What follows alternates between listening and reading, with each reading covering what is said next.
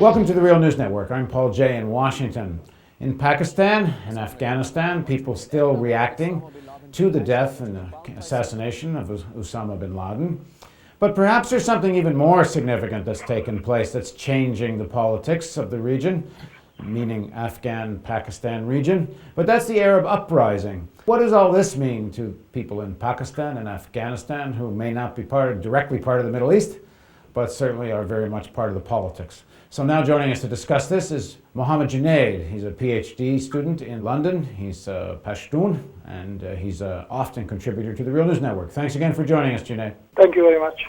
So talk about this Arab uprising and what are the effects of it on the Afghan-Pakistan area? I would say, Afghanistan has, really come into the Arab context after 1980s when you see, the many Arabs, financing and fighting against Russia. But if you look at Pakistan, the Pakistani partnership with the Arab countries, the Gulf countries, is very old, especially after 1970, when Pakistan, was divided into two parts. The Bangladesh was separated. The big initiative taken by Zulfikar Ali Bhutto and, Shah Faisal was something that, really alarmed America and, then the oil embargo and everything.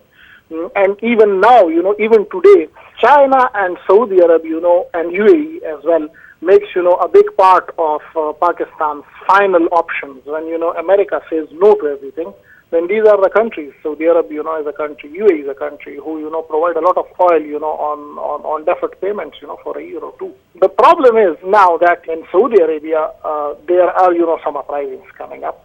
Egypt is, something which was within Pakistan's view, but, there are no deep relationships with Egypt in this way.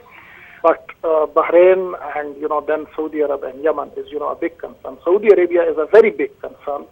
The problem in Saudi Arabia is, they don't have, a very good military, actually. It is well known within Pakistan that if you want to go to Saudi Arabia, then they can, offer you a good police and military job. Their military is not, good enough. There is, a big American base as well, more than one American base actually in Gulf countries. But it is very hard, for Saudis to ask the non-Muslim forces, to come and help them. So recently, after a few small uprisings in Saudi Arabia, 2 or 3, security personnel, security chief, the interior minister, I think, of Saudi Arabia visited Pakistan and tried to, get some commitment from Pakistani army, to have a 1 or 2 division force for them. So this thing was there. So the Saudis hope to rely on the Pakistani military to help them suppress dissent in Saudi Arabia. Yes, because, if there is, a big uprising in Saudi Arabia, then they don't know, how to actually deal with them. If you look at, the independent reports, which are coming out of Bahrain, the Gulf, the GCC countries' force has, really come down very hard on the people there. And that has not, gone down very well with the people. So the Saudis don't actually know, how to deal with these kind of uprisings. It's kind of ironic because I've understood so many of the madrasas, the schools in Pakistan that are turning out Taliban fighters, a lot of them have been financed with Saudi money, and some of those Taliban fighters are turn around and turn their guns on the Pakistani government.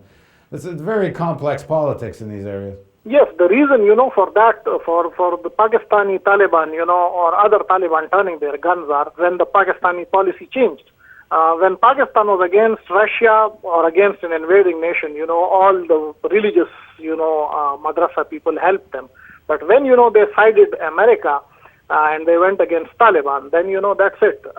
For the religious-minded Pakistani army, then is an enemy or, not a friend, surely. But now, the concern is how is Saudi Arabia, going to deal with its own uprising. Now, in terms of Pakistan itself, as people watch these uprisings, is it spurred the opposition in Pakistan? There are, many analyses coming out why it is not happening in Pakistan. And the main problem in Pakistan is, Pakistan is a very, very divided country.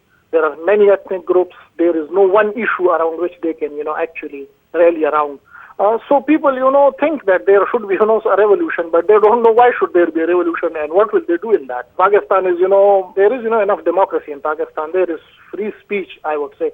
Pakistani media is, very vibrant. They criticize, the army very openly. I mean, so there is, enough vent, to give up that pressure.